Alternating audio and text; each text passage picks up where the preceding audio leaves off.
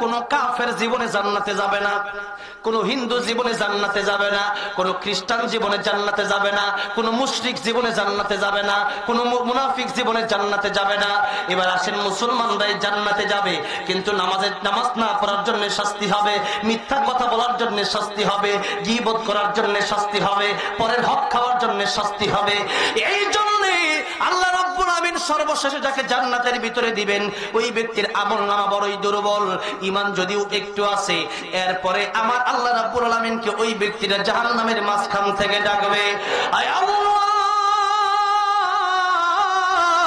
জাহান্নামের ভিতরে বড় কষ্ট হয়, আয় আল্লাহ তাআলা, জাহান্নামের ভিতরে বড় কষ্ট হয়, আর থাকতে পারি না। আমার আল্লাহ রাব্বুল আলামিন সেই বান্দাকে জাহান্নাম থেকে বের করে নিয়ে আসবেন।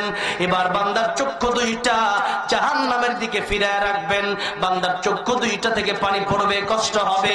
এবার বান্দা আল্লাহ রাব্বুল আলামিনের কাছে বলবেন, প্রভু গো, ওই জাহান্নামের দিকে তাকায় থাকতে বড় কষ্ট হয়, আল্লাহ আমার ওই যে একটা গাছ দেখা যায়, এরকম ওই গাছের নিচে যদি আমার একটু জায়গা দিতেন। আল্লাহ আল্লাহ রাব্বুল আলামিন বলবেন, এটাই যদি তোমার শেষ আবদার হয়, তাহলে তোমার আমি জান্নাতের ভিতরে জায়গা দেব, ওই গাছের নিচে জায়গা দেব।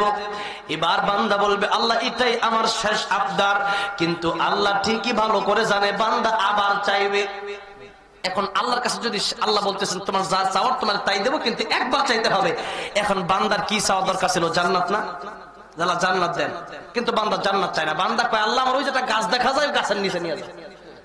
এখন আল্লাহর ভালো লাগতেছে, কারণ বান্দা যত চায় আল্লাহ তত ভালো লাগে। এখন এই বান্দাটা গাছের নিচে গেল, ওই গাছটা হাদিস শরীফের ভিতরে আসছে রসালো গাছ, খেজুর গাছের যেরকম রসও থাকে, রস খাওয়া যায়, আবার ছায়াও থাকে, পাতাও থাকে, এরকম একটা গাছ।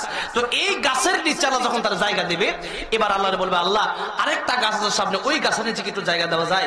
আল্লাহ বলবেন, তুমি না বললা আর কোনো আবদার নাই? সে বলবে, আল্লাহ দুনিয়াতে কত ওয়াদা ভঙ্গ করছি, এবার আরেকটা ভঙ্গ করলাম, আল্লাহ ওই গাছের নিচে একটু জায়গা দেন, ওইটা আরো সুন্দর গাছ। ধরে বলেন সুবহানাল্লাহ। এবার আল্লাহ রাব্বুল আলামিন তারে আবার ওই গাছের নিচে নিয়ে যাবে।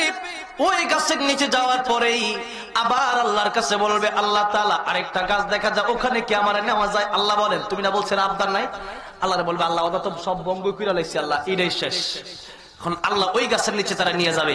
ওই গাছের নিচে যাওয়ার পরে এবার সে তাকায় দেখবে জান্নাতের দরওয়াজা দেখা যায়, জান্নাতের পাতার কিচির মিচির পাখির আওয়াজ, গ্লাসের আওয়াজ, প্লেটের আওয়াজ শোনা যায়। বলেন সুবহানাল্লাহ।